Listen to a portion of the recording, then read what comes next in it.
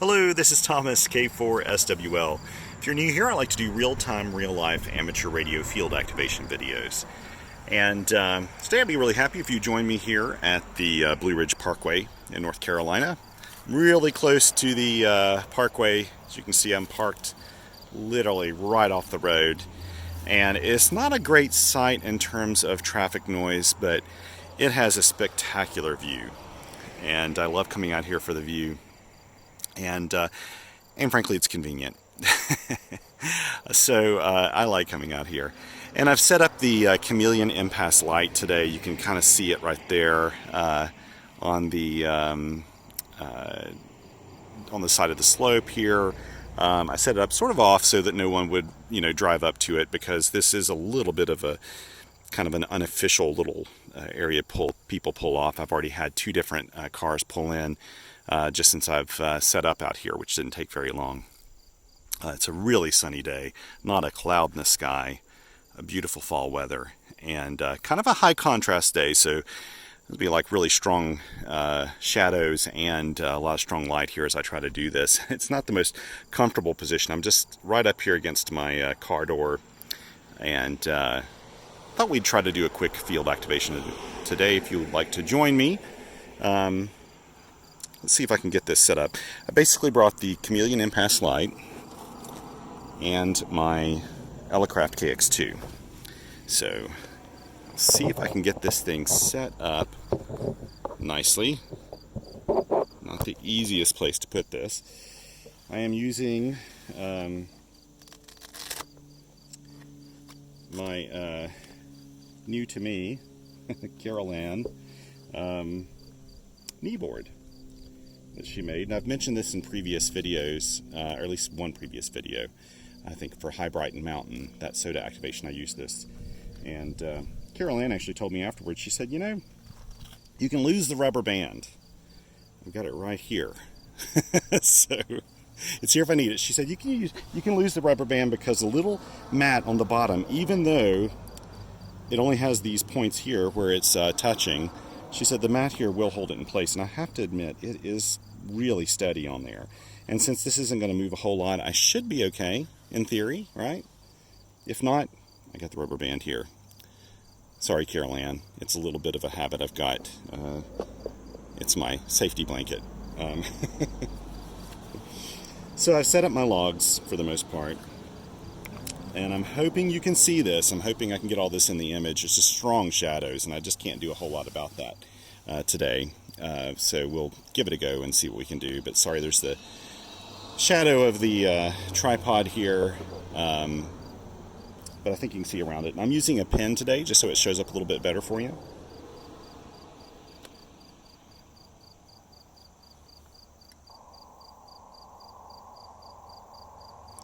There we go. That's usually the frequency I like to call on. And I think I've already... Did I tune up? I can't remember if I tuned up. Yeah, I did tune up. That's a 1-to-1. Excellent. Excellent. Okay, and I've got the Hammers app here off to the side. So I've got this set up. If you can see this, I don't know if you can even see it in this light, but got this set up ready to go, and I'll try to do logging on both the paper here and with the Hammers app.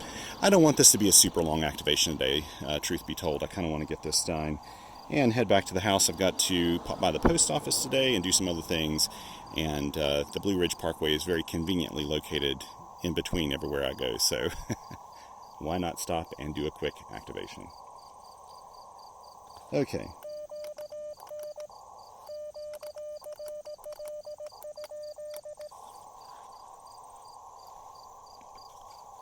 Here we go. Okay, I'll go ahead and just start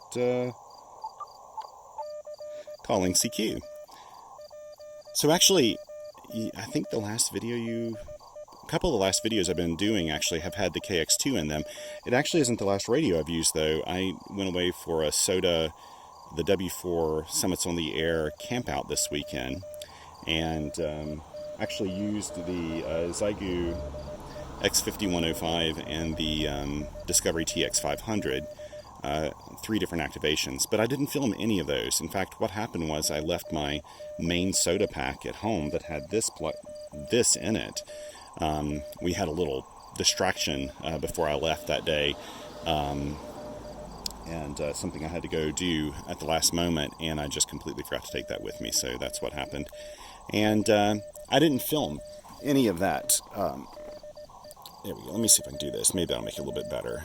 That makes it a little dark, but there's less shadow on there too.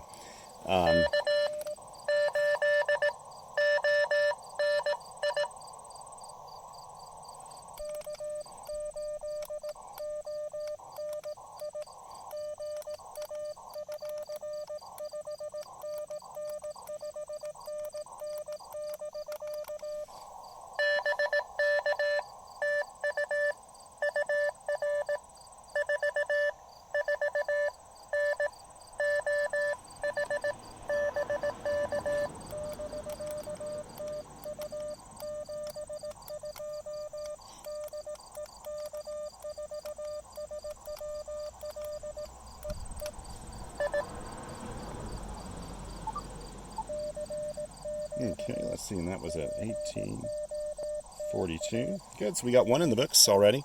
Anyway, so I didn't film any of those because I left my video equipment at home and everything, which was fine. Okay, I don't know who that was.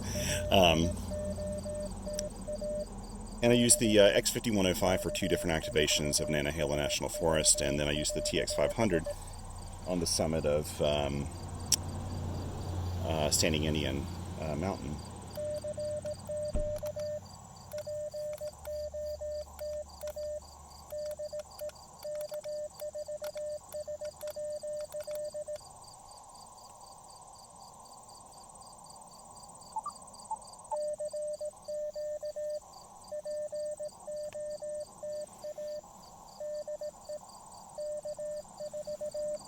Let's see if we get somebody else.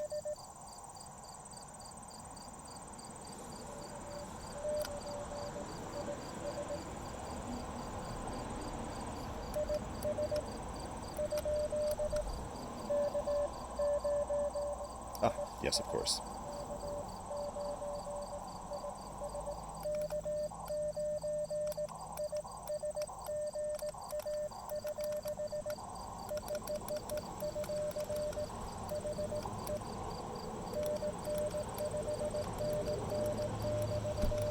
You know, I went ahead and sent a 599. That's not actually a 599. He's probably 5'5", or a little less.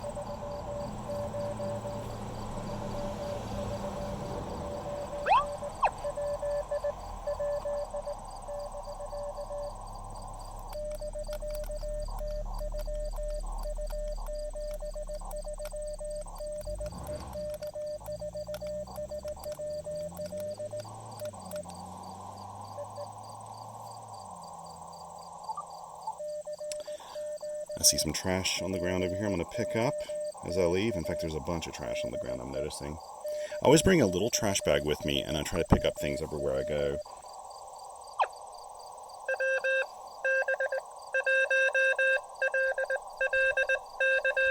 Here we go.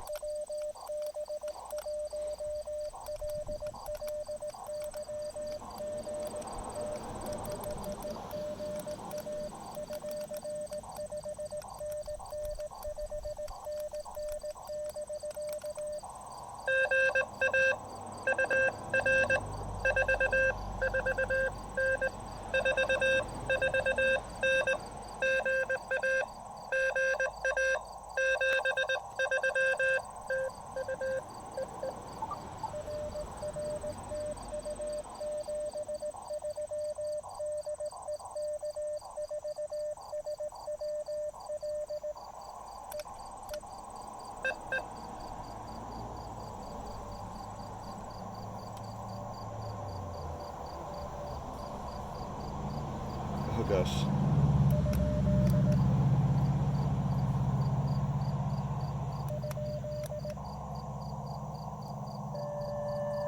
Ooh, okay.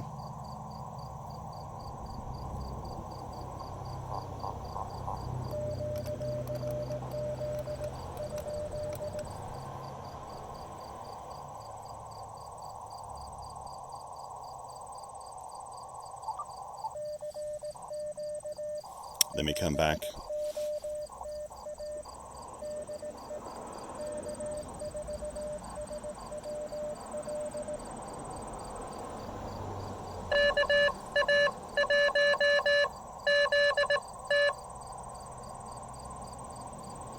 Okay, let's see.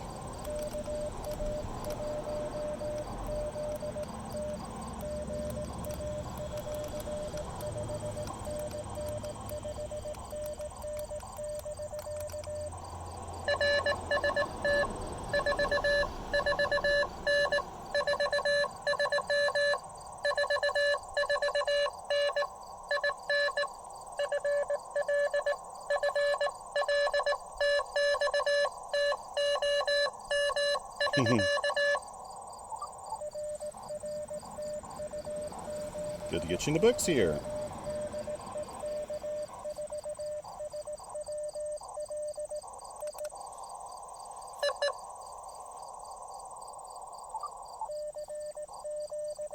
So far this is going pretty well.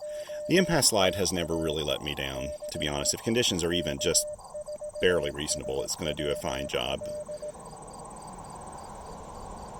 And while I don't mind putting a wire up in a tree at all, in fact I do it all the time, it's just so easy to set this vertical up, especially when you've got a limited amount of space and the trees. I'd feel funny sometimes right up against the road using an arborist line.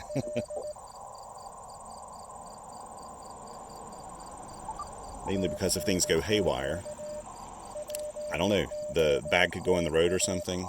So this is much more controlled, much easier. Doesn't look odd if a park ranger comes by. They recognize a vertical antenna as opposed to a bunch of things going up in trees.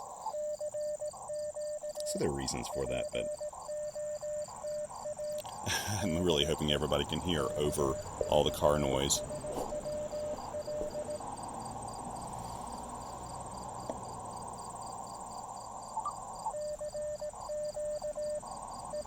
I had a wonderful weekend though. The campout was absolutely amazing. Absolutely amazing.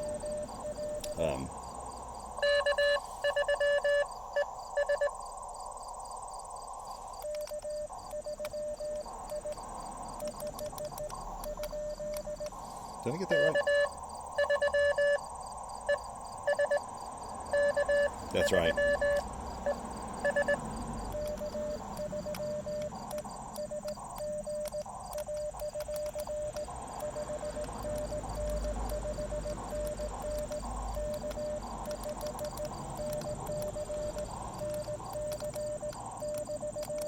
I keep forgetting to send NC. I need to send NC with everything.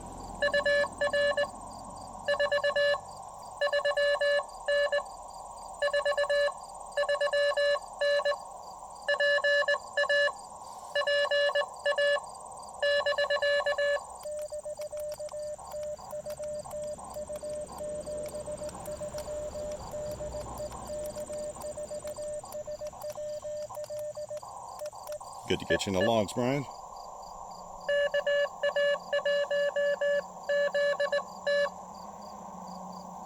Okay. Okay, stand by.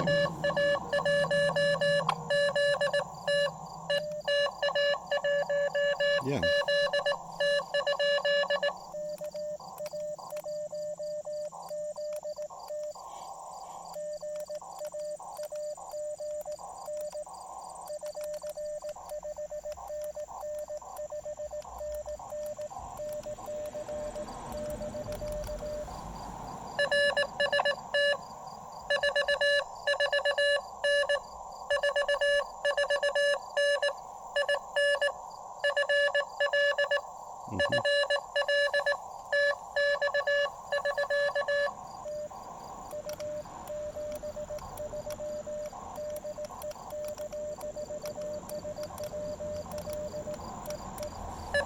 It's possible.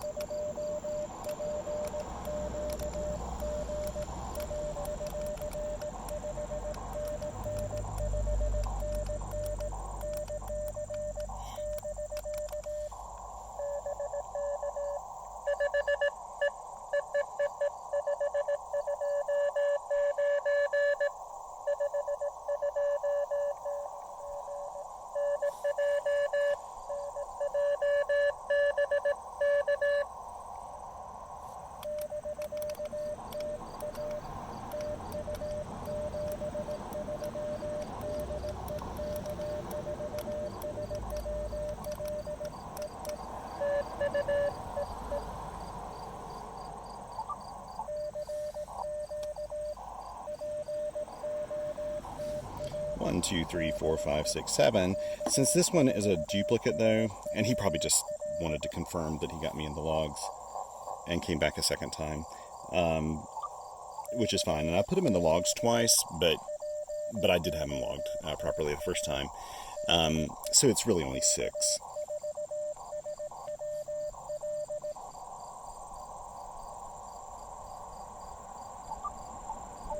But as I was saying, the campout was amazing. We were going to go to Standing Indian, and I ended up pairing up with these 2 women who were wanting to hike at the same time, and so we decided to make a group of 3.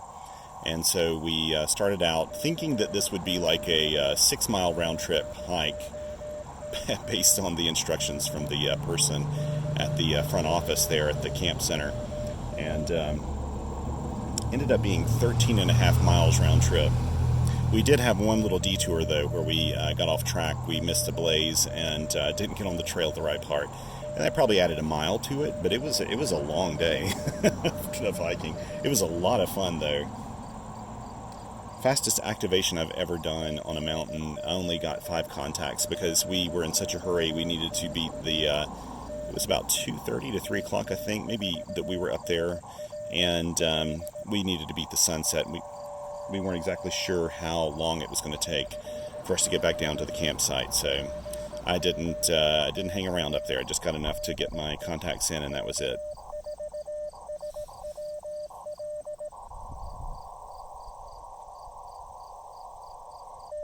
But it was a lot of fun. And the funny part was I didn't have my regular SOTA backpack like I mentioned, so I had to piece together stuff. I actually brought the TX500 and the X5105 more or less to show other people if they had not, used those radios before. And so I was able to piece together a whole backpack. The only thing that made me feel really uncomfortable was I didn't have my headlamp in this other backpack. When I switched them out really quickly, I didn't have a headlamp. And I really felt uncomfortable about that because I don't like the thought of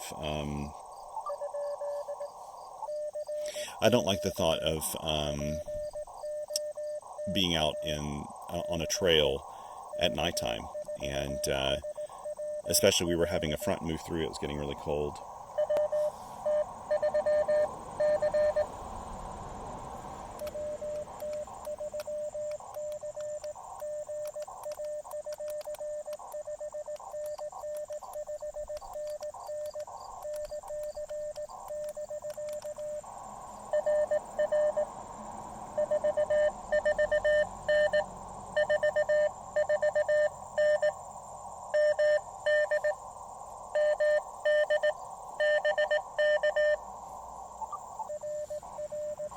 But we got back in plenty of time, and we had an amazing meal. Dean did a fantastic job cooking all these different dishes on Dutch ovens. It was just amazing. I think we had like pork, we had cornbread cake, we had there was a soup or a stew, and cherry cobbler. Oh man, it was amazing. Really makes me want to do some Dutch oven cooking. I love cooking, and but I have to admit I don't have a lot of experience using Dutch ovens like he was. He used coals on top of and underneath, not on top of a fire or anything. It's way more controlled that way.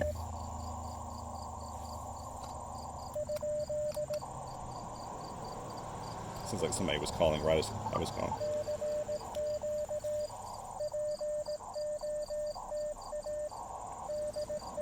It was amazing though. The food was great. The company was great. I got to see a few people that I've worked on the air a whole lot.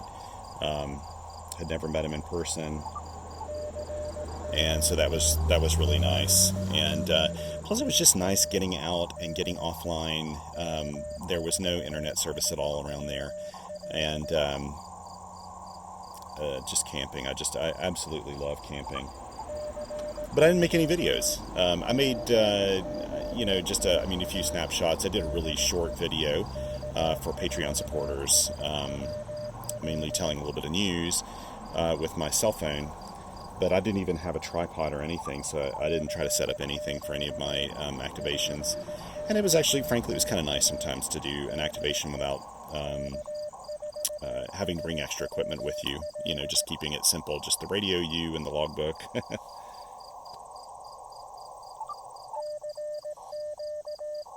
But I mean, I actually like these videos because I've had people tell me that they feel like they're here with me, and I feel like you are too, to be honest. I feel like I've got a friend with me, and we're just kind of experiencing this all together.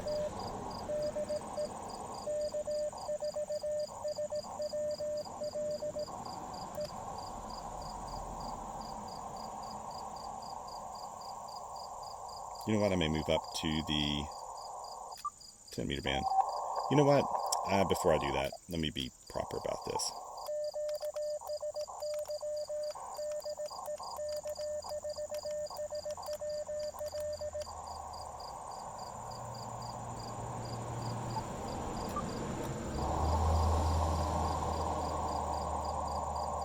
See if there's anybody on my frequency. Nobody owns any frequencies. I like to say that. Nobody owns any frequencies. I'm always happy to move. I have no issue with that at all. This is just one I'm used to using. 40 meters CW. We kind of all get used to the same frequencies because it's just easy to remember. Okay. Wait.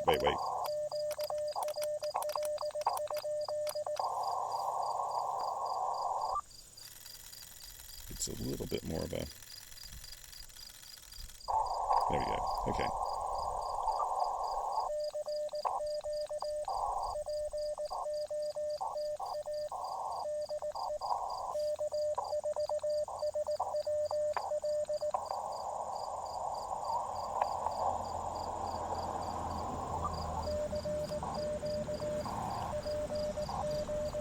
Sorry for all the road noise here today, but it is a little much. This is the busiest time of the year, though, here in the mountains. The leaves are changing. It's not full peak leaf season yet. That's another week or so. But this is actually my favorite time because we still have the really dark greens, and then we have the yellows and the reds. Here very soon it'll all be golds and reds and variations of those, and it's...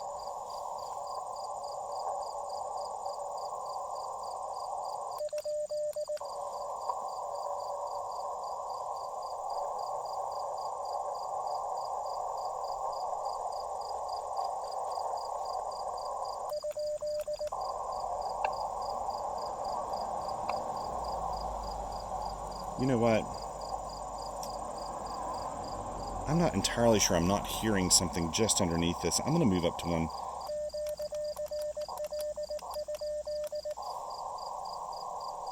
I'm going to move up just a little further. Seems like I was hearing maybe like a really faint conversation under there, and I'd rather not step on somebody.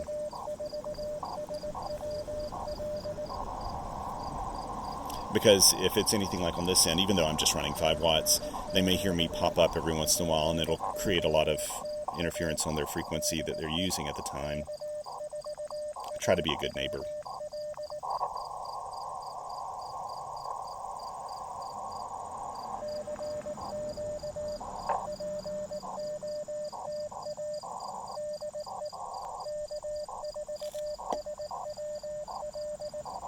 Just need 3 more contacts and I'll be done with the activation in terms of having 10 contacts, but let me go for a little bit longer.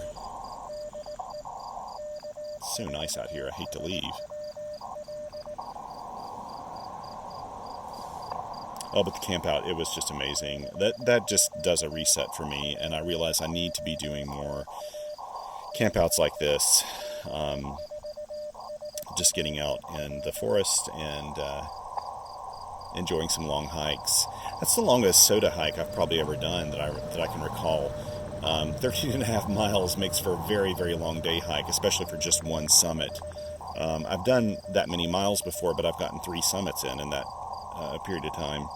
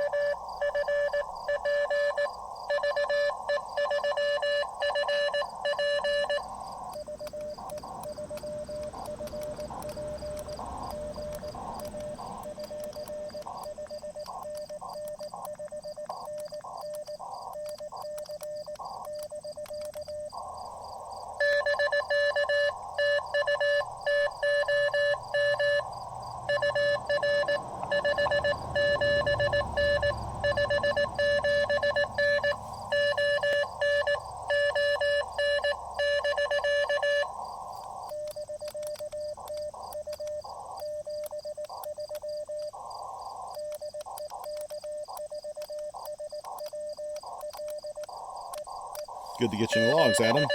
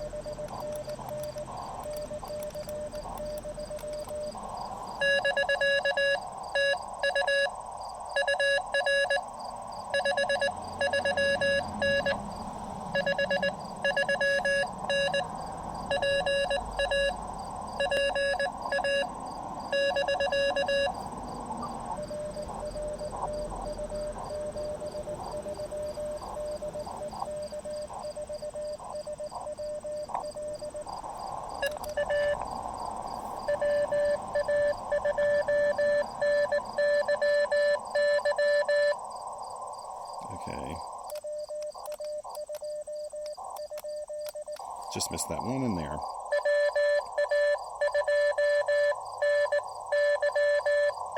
Got him.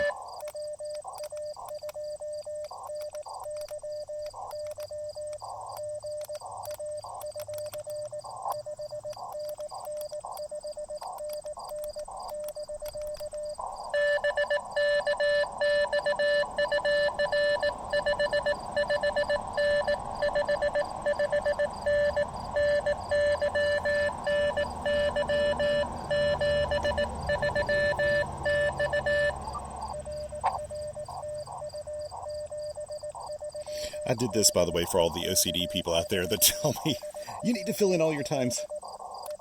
Because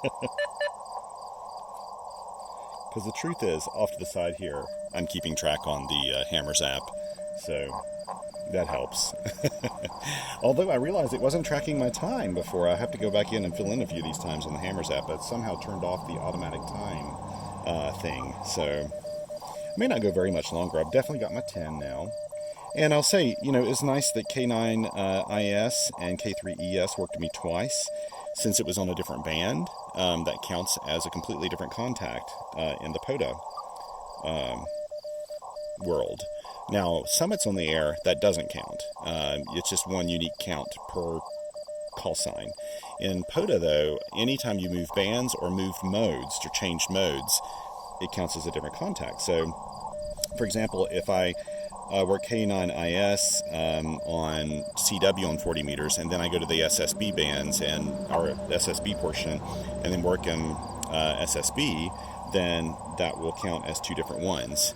If I went on FT8 and worked them FT8, that would also be another. So it'd be three contacts on the same band because it's different modes.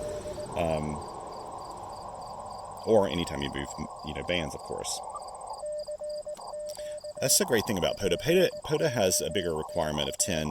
There are days when 10 contacts can be very difficult. And if you go out for one of your first activations and you can't get 10, please don't be discouraged. It happens sometimes. If you're being spotted, that has a lot to do with it. Sometimes people just don't get spotted. And if you don't get spotted, you may not get many contacts, if any at all. But if you're getting spotted and you still have a hard time, trust me, I have days like that too. I really do. Unfortunately, some of those days have not made it on camera, and I'm trying to find one of those days where I'm on camera because I'd like to show that sometimes it just doesn't work out the way you planned. And there have been a couple activations where I've kept the camera going a little bit longer, thought about leaving, and then would happen to get enough contacts at the end. But for me, the goal isn't necessarily to complete the activation. Of course, that is always a goal. I shouldn't say that. But if I don't, it's not like it's a ruined activation. For the hunters, that counts for them when you submit your logs.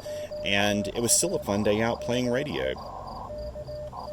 So there's really, not any reason. Okay, let's move up to the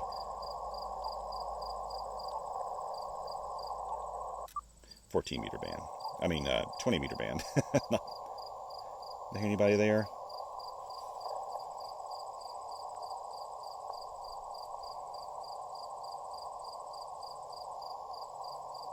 There we go.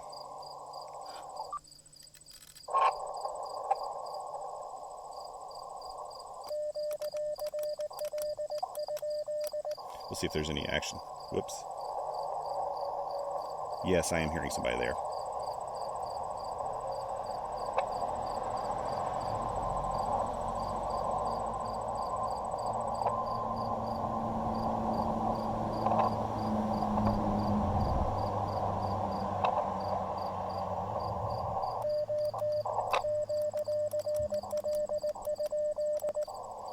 Something went a little funky there. Let's see.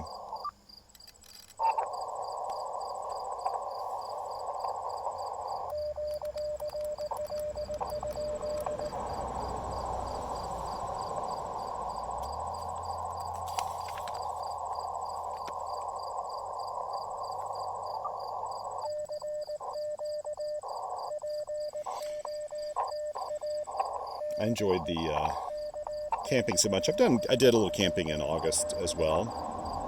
Had a great time. In fact, if you saw any of my activation videos from that, I think I just did one from that, and it was the activation of Richland Balsam.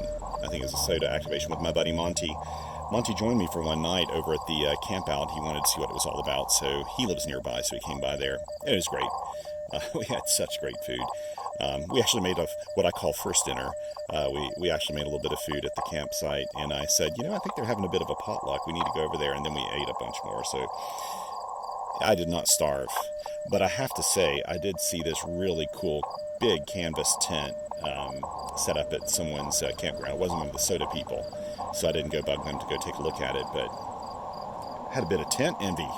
I like that. As I've gotten older, I have less desire to have like a one-person tent where I'm getting on the ground and moving around. I like having a tent that I can stand up in a little bit, or at least kind of stand up in. And I've been using this 25-year-old dome tent that I have, may even be older than that. That is a 4-person tent, and it works great for 2 people. I think 4 people, you're kind of crowded in there. And I've been using it, but it's it's getting a little long in the tooth. I keep thinking the poles are going to snap on it, or the cords in the poles will. I could probably fix it. I also have a tent hammock, and I'm planning to use that some this winter on just some like single night campouts when I'm traveling around. And I love it, actually. It's so lightweight and so easy to take along. A little harder to stay warm in it without the appropriate stuff, but I've got stuff I can use in there. I've got some underquilts and things like that. 20 meters does not sound super active right now. I'll call for a little bit longer, and then I'll probably just hop off the bands.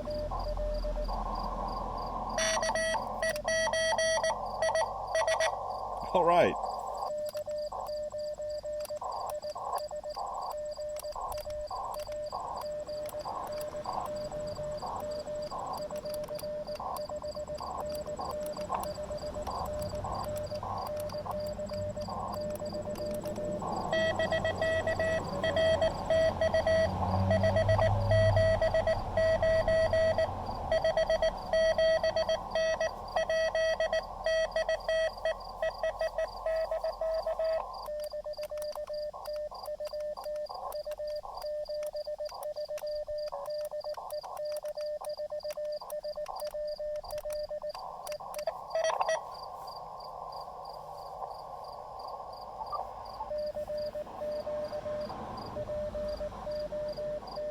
Yeah, I got one contact. Thank you, K9IS.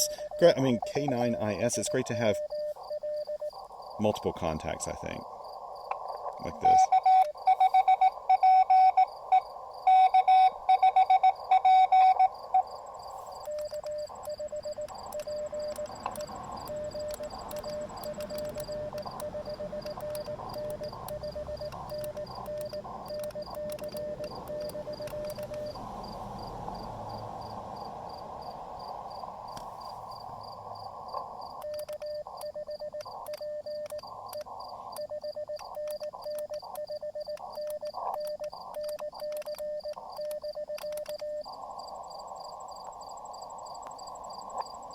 You not hear me, K5PE? The band must be all weird.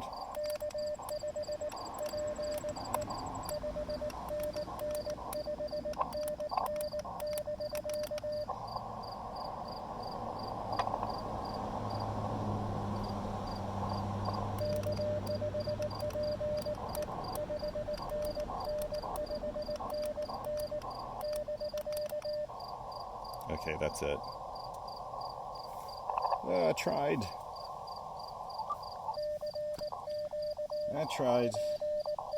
Sometimes the band falls apart, the little path will fall apart, and that sounds like the case here because K5PE was very strong. Very, very strong.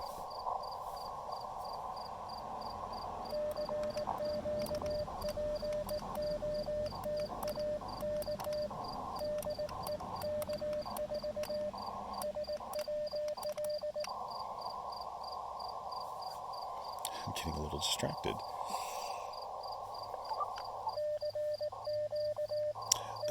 This knee desk works so very well. Thank you, Carol Ann. I really appreciate this. It's just, this is a great tool.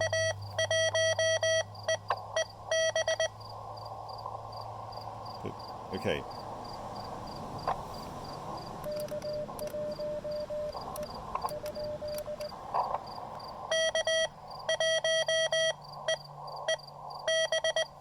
Oh, I thought that wasn't right.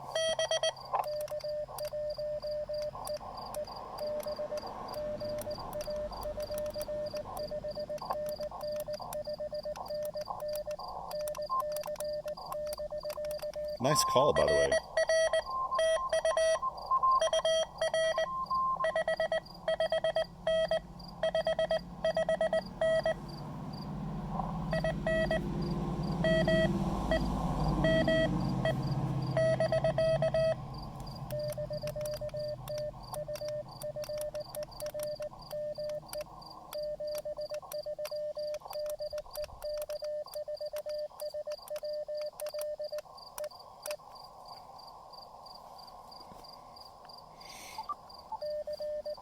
Okay, I'll do maybe one more CQ call, and then I'll probably will hop off here. I've got 15 contacts, 14 of them are good for my goal here, so.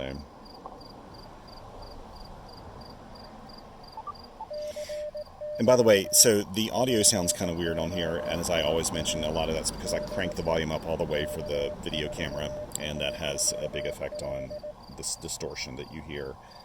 You'll notice when I crank it down, it sounds a lot better. Okay, one more call and that's it. And we'll pack it up. And I'll show you what this, not sunset yet, but sun has gone behind the ridgeline behind us.